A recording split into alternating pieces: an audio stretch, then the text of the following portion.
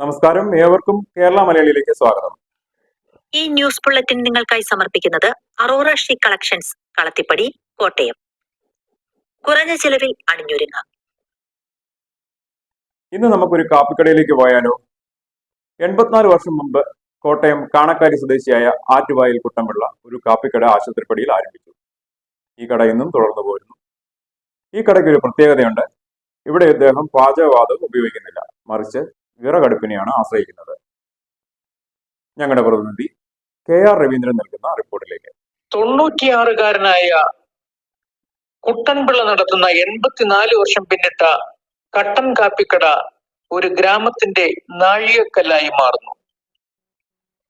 കോട്ടയം ജില്ലയിലെ കാണക്കാരി സ്വദേശി ആറ്റുവായിൽ വീട്ടിൽ കുട്ടൻപിള്ളയാണ് ഇവിടെ ആശുപത്രിപ്പടിയിൽ 84 വർഷങ്ങൾക്ക് മുമ്പ് കട്ടൻ കാപ്പിക്കട തുറന്ന് ഇന്നും അതേ കട അതേ പ്രൗഢിയോടെ നിലനിർത്തുന്നതും അദ്ദേഹം തന്നെയാണ്. കാലത്തിന്റെ മാറ്റങ്ങൾക്കൊന്നും മാറ്റം വരുത്താതെയുള്ള ഈ ചായപ്പീടികയിൽ കട്ടൻ കാപ്പിക്ക് ഇന്നും വലിയ പ്രിയമാണ്.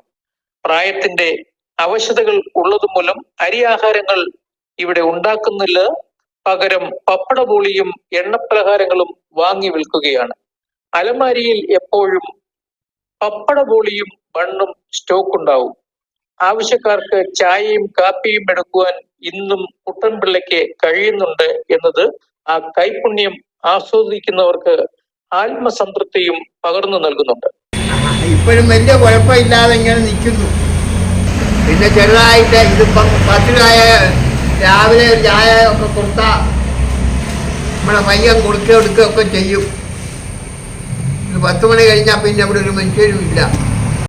മദാമ്മ ആശുപത്രിപ്പടിയിൽ പഴമയുടേതായി ഇന്ന് ബാക്കിയുള്ളത് കുട്ടൻപിള്ളയുടെ തട്ടിയിട്ട ചായപ്പീടികയാണ്.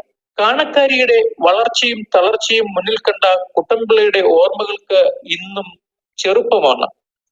പ്രായമായവർ സൗഹൃദം പുതുക്കുവാനും ഇളമുറക്കാർ നാട്ടുവിശേഷങ്ങൾ അറിയുവാനും ഇപ്പോഴും ഈ കടയെയാണ് ആശ്രയിക്കുന്നത്.